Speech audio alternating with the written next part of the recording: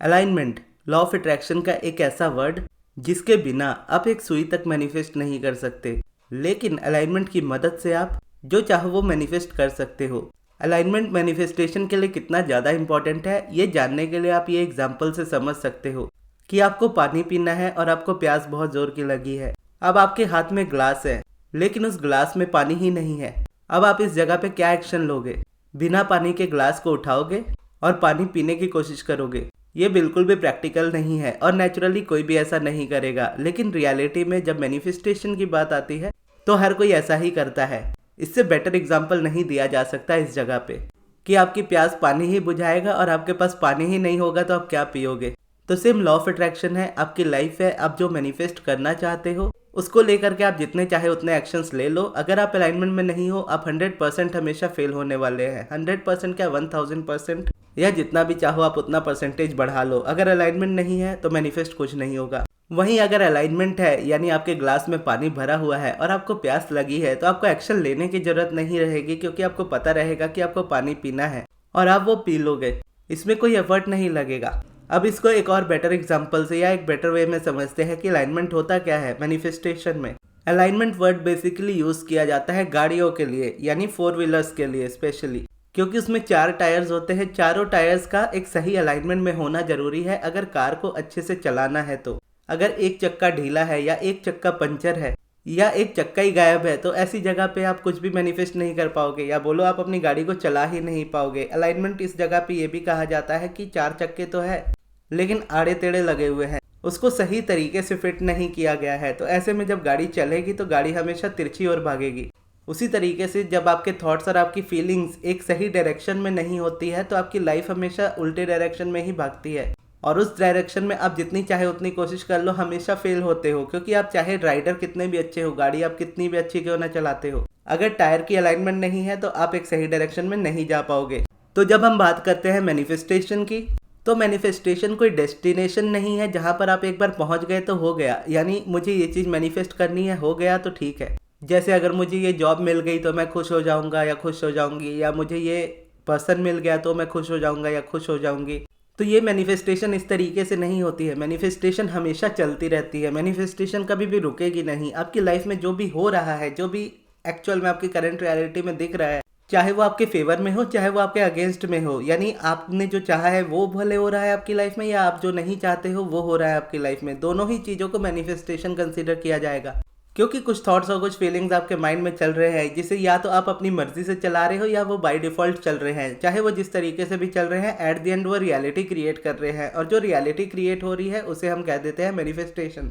और रियलिटी आपके अकॉर्डिंग नहीं है तो उसे हम कह देंगे आपके थॉट्स और फीलिंग्स में रेजिस्टेंस है, या आपकी लाइफ में रेजिस्टेंस है, इसलिए आप वो मैनिफेस्ट कर रहे हो जो आपको नहीं चाहिए। वहीं अपोजिट अगर आप देखोगे आपकी रियलिटी में सारी वो चीज़ें मैनिफेस्ट हो जो आपको चाहिए और जो आपको अच्छी लगती है, उसे हम कह देंगे अलाइनमेंट।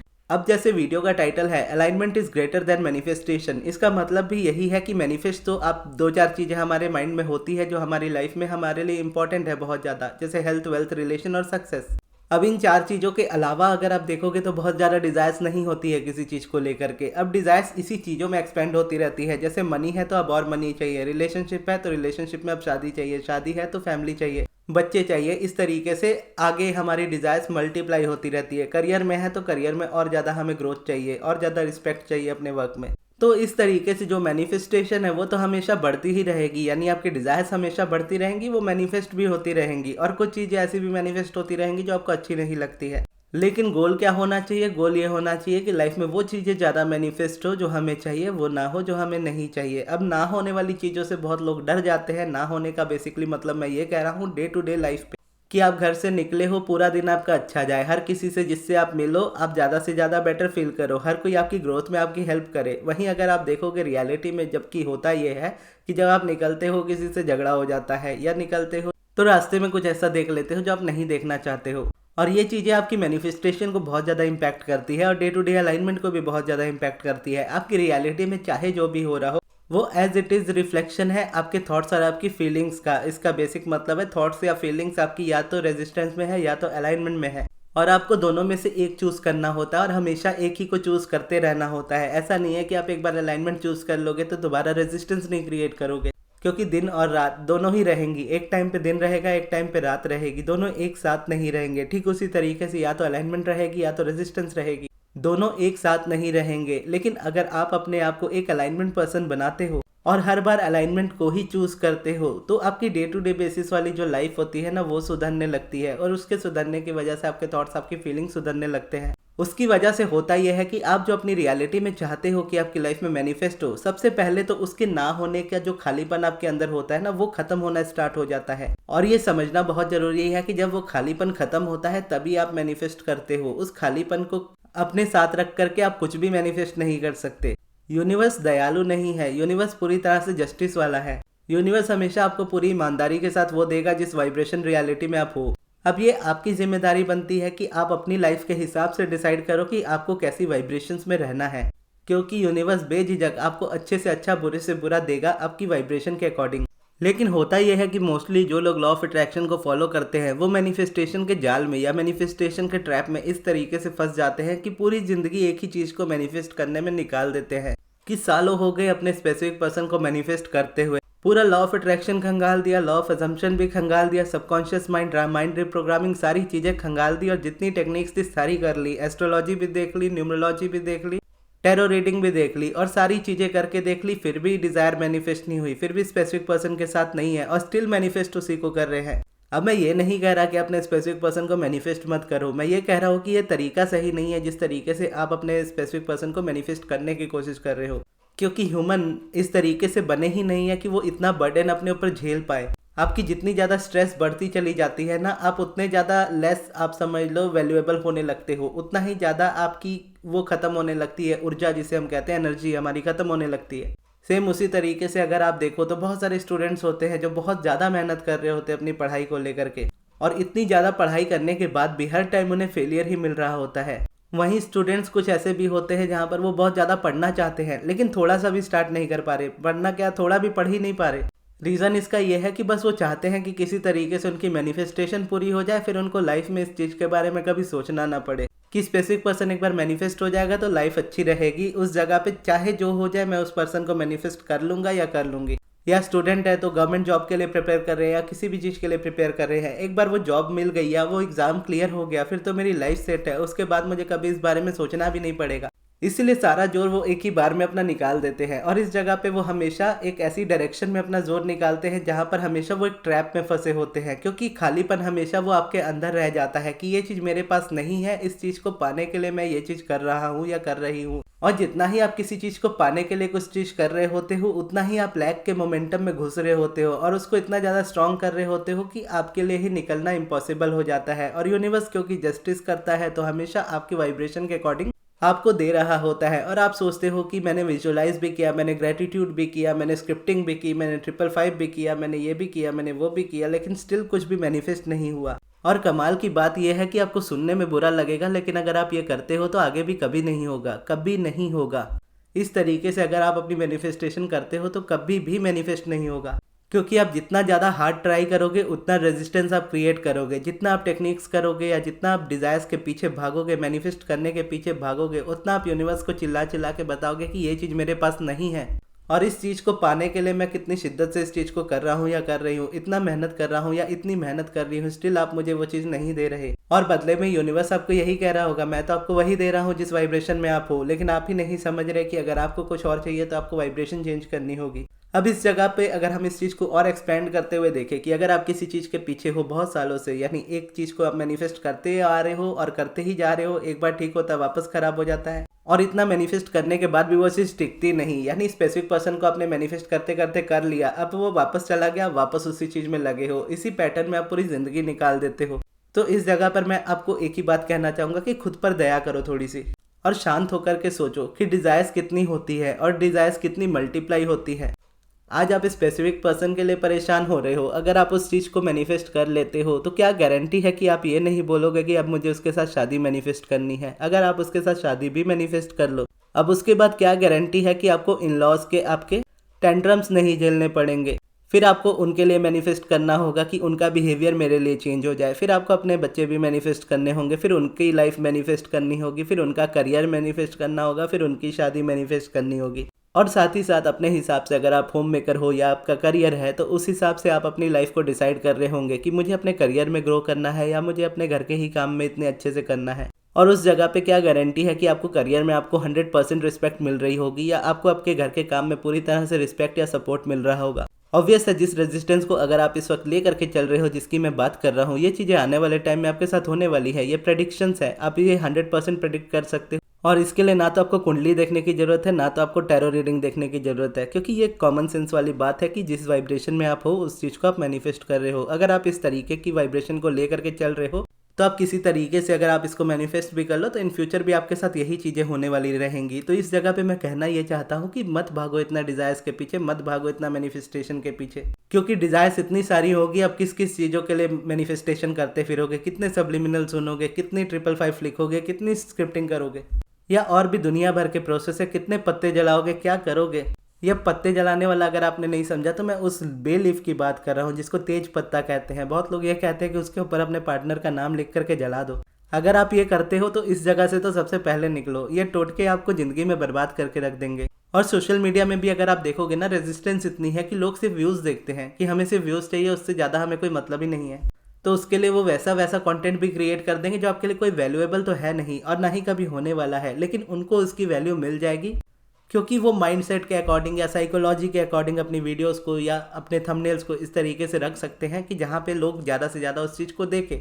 बेसिकली हम जो ह्यूमंस होते हैं ना, वो सॉल्यूशन ओरिएंटेड होते हैं और हमें प्रॉब्लम्स पसंद नहीं होती। चाहे आप लॉ ऑफ अट्रैक्शन फॉलो करो या ना करो, दुनिया का कोई भी इंसान हो उसे प्रॉब्लम पसंद नहीं होती। जब भी वो प्रॉब्लम में होता है वो सॉल्यूशन ही ढूंढता है और उसकी हमेशा कोशिश ये रहती है कि मुझे ईजी सॉल्यूशन मिले, क्योंकि मुझे ज़्यादा मेहनत नहीं करनी, ज़्यादा चीज़ें नहीं करनी, ज़्यादा टाइम मुझे रुकना नहीं, मेरे अंदर इतना पेशेंस नहीं है। जैसे अगर कोई पर्सन है तो पर्सन को मैनिफेस्ट करना ही है, चाहे बाद में अगर उसकी शादी हो गई तो, या बाद में मिला नहीं तो, या मिली नहीं तो, या शादी करनी है तो एज निकल गई तो, गवर्नमेंट जॉब करनी है एज निकल गई तो। इस तरीके से क्या होता है कि हमेशा ट्रैप में ही फंसे रह जाते हैं। और क्योंकि वो इजी सॉल्यूशन ढूंढते हैं तो उन्हें इजी सॉल्यूशन इस तरीके से मिलते हैं कि ये वाली टेक्निक करने से ये वाली चीज़ हो जाएगी, ये वाली चीज़ करने से ये वाली चीज़ हो जाएगी। वो एक ट्राई करके देखते हैं, उसमें से रिजल्ट नहीं मिलता, इतने में वो दूसरा सुन लेते हैं कि दूसरे को इससे मिल गया, फिर वो उसको ट्राई करते उससे भी नहीं मिलता, फिर तीसरे को ट्राई करते उससे भी नहीं मिलता, फिर चौथे को ट्राई करते उससे नहीं मिलता, फिर पांचवें को ट्राई करते उससे भी नहीं मिलता। इस तरीके से वो अपना टाइम, मनी, एनर्जी, सारी चीज़ें एक के बाद एक वेस्ट करते चले जाते हैं और इस जगह पे मैनिफेस्टेशन तो होती नहीं है। अब यहाँ पर मैं ये नहीं कह रहा कि आप अपनी मैनिफेस्टेशन के लिए कोई टेक्निक कर ही नहीं सकते, लेकिन करने के पीछे का आप उसका एग्जाम्पल भी तो देखो, या आप बोलो उसके पीछे का रीज़न देखो। बेसिकली किसी चीज़ को करना है तो क्यों करना है, क्योंकि जैसा मैंने कहा कि शॉर्टकट तो ढूंढते हैं इंसान, लेकिन हमेशा वो लॉन्ग वाला ही रास्ता चुन लेते हैं। अब ये चीज़ें आपको लगता है कि शॉर्टकट है कि 5 दिन लिखो मैनिफेस्ट हो जाएगा। अब 5 दिन आपने लिखा नहीं हुआ, अब वापस 5 दिन लिखोगे, फिर नहीं होगा, अब फिर वापस 5 दिन लिखोगे। अब 5 दिन की टेक्निक को आपने ज़बरदस्ती 15 दिन कर लिया और उसके बाद भी वो चीज़ मैनिफेस्ट नहीं हुई, और उसके बाद आपने टेक्निक चेंज कर ली, वहाँ भी मैनिफेस्ट नहीं हुआ, फिर वहाँ भी चेंज कर ली, फिर वो भी मैनिफेस्ट नहीं हुआ, फिर चेंज कर ली। तो जबकि यहाँ पर आपको ये सिखाया जा रहा है, एटलीस्ट अब एट द एंड हम आ चुके हैं इस वीडियो के, कि हमें करना क्या है। इस जगह पे करना ये है कि सबसे पहले ये जानना है कि हम जो करते हैं हम वो क्यों करते हैं, और वो किसी चीज़ को अगर हम कर रहे हैं तो क्यों कर रहे हैं। अगर किसी चीज़ को हम मैनिफेस्ट करने के लिए कर रहे हैं तो हम उसको पहले ही साइड कर देते हैं। जैसे अगर 5 दिन की टेक्निक है तो 5 दिन में आपका कोई माइंड शिफ्ट नहीं होने वाला, तो पहले ही आप उस जगह से दूर हो जाओ। अनलेस आप एक बहुत बेटर वाइब्रेशन में हो, उस जगह पे आप करते हो तो बात डिफरेंट है। जैसे अगर आप मेडिटेशन लंबे समय से कर रहे हो, उस जगह पे आप एक प्रोसेस ऐड करके किसी चीज़ को मैनिफेस्ट करना चाहते हो तो आपके लिए ईजी है उस जगह पे। लेकिन पूरी ज़िंदगी अगर आपकी एक ही मैनिफेस्टेशन के पीछे कंटिन्यूसली जा रही है और उसको लेकर के रेजिस्टेंस या नेगेटिविटी बहुत ज़्यादा है, हद से ज़्यादा है, और उस पर आप 555 लिखने की कोशिश करोगे ना, या कोई भी टेक्निक करने की कोशिश करोगे, वो आपकी रेजिस्टेंस को और ज़्यादा बढ़ा देगा। तो आपको इस जगह पे क्या करना है, आप टेक्निक चाहो तो कर सकते हो, लेकिन वो भी चूज़ करना है कि कौन सा कर सकते हो। हर किसी को हर कोई टेक्निक सूट नहीं करती। सबसे पहले तो ये समझना जरूरी होता है कि alignment is greater than manifestation. आप जितनी चाहे उतनी टेक्निक्स कर लो, आपको हमेशा कोई चीज़ मिलेगी नहीं। लेकिन ये भी समझना जरूरी होता है कि डिज़ायर्स ही आपकी इतनी ज़्यादा है, भले आपकी टेक्निक्स वर्क कर जाए, आपको इतनी टेक्निक्स करने की ज़रूरत ही नहीं होती है। अगर आप देखोगे तो ये प्रैक्टिकल ही नहीं है, क्योंकि जैसा मैंने कहा कि डिज़ायर्स हमेशा मल्टीप्लाई होती जाएंगी। आप कितनी चीज़ों के लिए करोगे, किस किस चीज़ के लिए पॉजिटिव सोचोगे, किस किस चीज़ के लिए सब्लिमिनल सुनोगे, या किस किस चीज़ के लिए स्क्रिप्ट करोगे, नॉट पॉसिबल। तो देखना यह है कि कॉमन क्या है। कॉमन यह है कि अलाइनमेंट से सारी मैनिफेस्टेशन हो जाती है, क्योंकि अलाइनमेंट आपको वो थॉट्स नेचुरली दे देता है, वो माइंडसेट नेचुरली दे देता है जिसमें आपकी मैनिफेस्टेशन होती है। तो आप क्या करते हो, आप अपनी डिज़ायर्स को छोड़ते हो ये समझते हुए कि डिज़ायर्स तो हमेशा बढ़ती ही रहेंगी, ये तो कभी रुकेंगी नहीं, और एक के पीछे एक अगर हम भागते हुए आ रहे हैं और अगर आपने ये एक्सपीरियंस किया है जो इस वीडियो में मैंने आपको बताया है, तो ऑब्वियस है कि आपका माइंड अब चेंज होने ही वाला है इस चीज़ को लेकर के, क्योंकि अब तक आप वही करते हुए आए हो जो फेलियर देता है। अब आप इसको चेंज करोगे, जब आप इसको चेंज करोगे और एक न्यू वे में चलना स्टार्ट करोगे, अलाइनमेंट के वे में चलना स्टार्ट करोगे, तो आपकी लाइफ में शिफ्ट आना स्टार्ट होगा। वो शिफ्ट ही आपके बिलीफ को स्ट्रॉन्ग कर देगा, मुझे बताने की जरूरत नहीं। इस जगह पे एफर्टलेस होने की जरूरत है, चीज़ों को छोड़ने की जरूरत है, मैनिफेस्टेशन के पीछे भागना छोड़ने की जरूरत है। और करना क्या है, करना जो भी है वो अपनी अलाइनमेंट के लिए करना है। उसके अलावा अगर आप कोई टेक्निक चूज कर रहे हो अपनी डिजायर को मैनिफेस्ट करने के लिए, तो उसे सिर्फ अपनी तसल्ली के लिए करना है। तसल्ली इन द सेंस, इसको कहने का मतलब ये है कि हाँ मैं कुछ तो कर रहा हूँ इस चीज़ को अपनी लाइफ में लाने के लिए, क्योंकि कुछ करने की आपको एक्चुअल में देखा जाए तो ज़रूरत नहीं है, लेकिन पूरी तरीके से हम छोड़ भी नहीं पाते किसी चीज़ को। तो तसल्ली के लिए अगर आप कोई चीज़ कर रहे हो तो आप उतना ही सही चूज़ करोगे जिसमें आपका जीरो एफर्ट लगे। जैसे अगर आप अपनी डिज़ायर के लिए सब्लिमिनल सुन रहे हो, अब सब्लिमिनल में जीरो एफर्ट है, आप काम करते करते सुन रहे हो, पढ़ते पढ़ते सुन रहे हो, एक सब्लिमिनल आप सुन रहे हो, 10 नहीं, 12 नहीं, 2-4 भी नहीं, एक जगह पे एक ही सब्लिमिनल आप सुन रहे हो जो आपके लिए इंपॉर्टेंट है, चाहे अब वो मल्टीपल डिज़ायर वाला सब्लिमिनल है या फिर वो सिंगल डिज़ायर वाला सब्लिमिनल है, या एफर्मेशन है या रोबोटिक एफर्मेशन है। अगर किसी सिंगल टॉपिक पे आप वर्क कर रहे हो तो आप अपनी तसल्ली के लिए उस जगह पे अपने आप को चेंज कर रहे हो कि हाँ मैं कुछ तो कर रहा हूँ या कुछ तो कर रही हूँ जिससे मुझे एटलीस्ट ये बिलीव रहे कि हाँ मैं इस चीज़ को अचीव कर सकता हूँ या कर सकती हूँ। एक्चुअल में देखा जाए तो इसकी भी ज़रूरत नहीं होती है। लेकिन अगर मैं आपको बोलूँ कि सारा कुछ छोड़ दो, सिर्फ मेडिटेशन करो, तो हर किसी के लिए पॉसिबल नहीं होता इमीडिएटली। आने वाले टाइम में तो चलो आप समझ जाओगे ये चीज़ें कितनी ज़्यादा इजी होती है और कितनी ज़्यादा सिंपल है करने में। लेकिन जब स्टार्टिंग में नहीं समझ में आ रहा है तब आप एक आध प्रोसेस ही रखते हो जिससे आप अपना मैनिफेस्टेशन के लिए, तसल्ली के लिए कर रहे हो, और दूसरे साइड अपने सिर्फ और सिर्फ मैनिफेस्टेशन पे वर्क कर रहे हो कि मुझे नेगेटिविटी में नहीं रहना, मुझे अपने जीवन में खुश रहना है, मुझे अलाइनमेंट में रहना है, मेरी हैप्पीनेस सबसे ज़्यादा इंपॉर्टेंट है, मुझे खुश रहना है, मेरी खुशी अपनी प्रायोरिटी है, या मेरी प्रायोरिटी पे नंबर 1 पे मैं हूँ, मेरी लाइफ में नंबर 1 प्रायोरिटी मेरी है, मैं अपनी कंपनी में खुश रहना चाहता हूँ, मैं किसी के पीछे भागना नहीं चाहता, मैं चाहता हूँ कि कोई मेरे पीछे भागे। या बेसिकली यहाँ पे ऐसा हो जाता है कि आप किसी चीज़ को चेज नहीं करते हो, आप अट्रैक्ट करते हो बेसिकली। तो यहाँ पर इस तरीके का माइंडसेट है कि मुझे किसी भी चीज़ के पीछे भागना ना पड़े, सारी चीज़ें मेरी लाइफ में खुद आए और मैं हमेशा अपने लाइफ में खुश रहूँ। अब जो मैं करूँगा इसके लिए करूँगा या करूँगी। और इसके लिए जब आप मेडिटेशन करते हो, इसके लिए जब आप ग्रेटिट्यूड या पॉजिटिव एस्पेक्ट्स लिखते हो या करते हो, तो इस जगह पे आपकी लाइफ में बहुत अमेजिंग चेंजेस आते हैं। शर्त बस इतनी होती है कि आपको कंसिस्टेंट रहना है। कंसिस्टेंसी का मतलब ये नहीं होता कि आप डेली बेसिस पे करते ही चले जाओ। कंसिस्टेंसी का मतलब ये होता है कि आप एक लगातार बेसिस पे उसको करना स्टार्ट करो ताकि वो आपकी हैबिट बन जाए। यानी स्टार्ट उसको ऐसा दो कि आने वाले टाइम में वो आपके लिए नेचुरल हो जाए। जैसे गाड़ी सीखना होता है, जब हम स्टार्टिंग में गाड़ी सीखते हैं तो हमें बहुत चीज़ों का ध्यान रखना पड़ता है, इंजन, क्लच, गियर, ये वो सारी चीज़ें ध्यान देनी होती है। लेकिन एक बार जब हम सीख जाते हैं उसके बाद हम इजीली अपनी गाड़ी को चलाते हैं।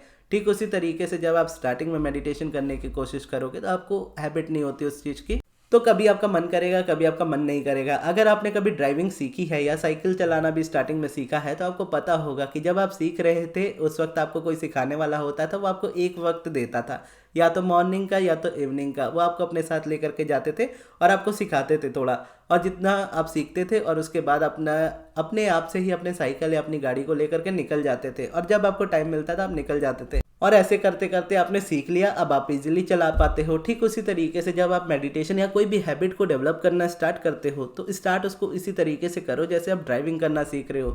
जब टाइम मिले थोड़ा सा ही सही कर लो। जब आप ये करना स्टार्ट करोगे तो कभी गैप भी होगा, कभी आप रेगुलर भी रहोगे। ऐसे करते करते क्या है, वो आपकी हैबिट में डेवलप होना स्टार्ट हो जाएगा। एक बार हैबिट में डेवलप आना स्टार्ट हो जाएगा ना, उसके बिना आपको अच्छा नहीं लगेगा, तो वो सब्जेक्ट आपके लिए प्रायोरिटी बन जाएगा। और इस जगह पे मेडिटेशन को मैं इतना इंपॉर्टेंट इसीलिए कहता हूँ क्योंकि मेडिटेशन में कुछ सोचना नहीं होता, मेडिटेशन में पॉजिटिव भी सोचना नहीं होता, मेडिटेशन में अपनी डिज़ायर के बारे में भी सोचना नहीं होता। मेडिटेशन में बस जो सोच रहे हो उससे ध्यान हटाना होता है, एक पर्टिकुलर फोकस बनाना होता है। तो जब आप ये करते हो सारी चीज़ें लाइंड अप हो जाती है आपकी लाइफ में, क्योंकि वर्टेक्स में ऑलरेडी सारी चीज़ें रखी हुई है। एक अलाइनमेंट में जब आप आ गए, इसका मतलब ये नहीं है कि आप मैनिफेस्ट नहीं करोगे, आप मैनिफेस्ट तो करोगे और बहुत ज़्यादा करोगे, बहुत जल्दी करोगे। ये देखने में आपको लॉन्ग टर्म लगता है लेकिन होता है एक्चुअल में शॉर्ट टर्म है। हो सकता है अगले 2 से 3 महीने में आपकी पूरी लाइफ चेंज हो जाए, लेकिन टाइम लिमिट भी आपको रखनी नहीं चाहिए, क्योंकि अगर आप कोई चीज़ अपनी अलाइनमेंट के लिए कर रहे हो तो आपको उसको लाइफ टाइम करना है। और जब आप लाइफ टाइम किसी चीज़ को करना चाहते हो तो उसके लिए आपको हैबिट डेवलप करनी ही पड़ेगी। और वो हैबिट आपको डे टू डे बेसिस पे आपकी मैनिफेस्टेशन पे अगर आप जाना भी चाहते हो ना, उस टेक्निक तक भी पहुंचा देगी। और मोस्ट ऑफ द टाइम ऐसा होगा कि आपको टेक्निक करनी भी नहीं पड़ेगी, आपकी डिजायर ऑटोमेटिकली मैनिफेस्ट हो जाएगी, क्योंकि वो वाइब्रेशन में आप होंगे जहाँ पे मैनिफेस्टेशन नेचुरली होती है, और डे टू डे बेसिस वाली लाइफ भी आपकी सुधर जाएगी। आप जहाँ भी जाओगे आपको सब कुछ अच्छा लग रहा होगा, सब कुछ आपके साथ अच्छा हो रहा होगा, सारी चीज़ें आपके अकॉर्डिंग हो रही होगी, जो हो रहा होगा वो सब कुछ अच्छा लग रहा होगा। तो इस तरीके से आप अपनी अलाइनमेंट को क्रिएट करो, मैनिफेस्टेशन से थोड़ा सा हट करके। और वापस से बोल रहा हूँ कि मैं आपको ये नहीं कह रहा हूँ कि आप मैनिफेस्ट ही मत करो, आप मैनिफेस्ट करना चाहते हो तो आप कर सकते हो, लेकिन एक्चुअल में देखा जाए तो उसकी भी ज़रूरत नहीं होती। ज़रूरत बस इसकी है कि अपनी अलाइनमेंट पे वर्क करो ताकि आपकी मैनिफेस्टेशन ऑटोमेटिकली हो जाए। अगर कोई मैनिफेस्टेशन प्रोसेस चूज भी कर रहे हो, अपनी तसल्ली के लिए करो, इसलिए नहीं कि मुझे उस चीज़ को मैनिफेस्ट कर ही लेना है, उसके बिना मेरी ज़िंदगी नहीं है। जिस तरीके से अगर आप इस तरीके से अपनी लाइफ में चलते हो ना, आपको कभी वो चीज़ मिलती नहीं है, क्योंकि आप लैक शो कर रहे होते हो कि वही चीज़ या वही इंसान मेरी लाइफ का इकलौता गोल है और उसके बिना मैं कुछ नहीं हूँ, और वही चीज़ आपसे दूर होती चली जाती है और आप अपनी हिसाब से अपनी मैनिफेस्टेशन कर रहे होते हो कि वो आपकी लाइफ में नहीं है तो आप कुछ नहीं हो। तो उसी तरीके का आप फिर मैनिफेस्ट करते हो। और ये वीडियो को मैं बोलूँगा बार बार सुनिएगा, जितनी बार हो सके उतनी बार सुनिएगा, क्योंकि इस वीडियो में मैंने बहुत सारी बातें की है। और क्योंकि मैं कभी भी स्क्रिप्टिंग लिख करके वीडियो नहीं बनाता, यानी एक स्क्रिप्ट होती है यूट्यूबर्स के पास जहाँ पर वो स्क्रिप्ट लिखते हैं और उसके बाद उस बात को करते हैं।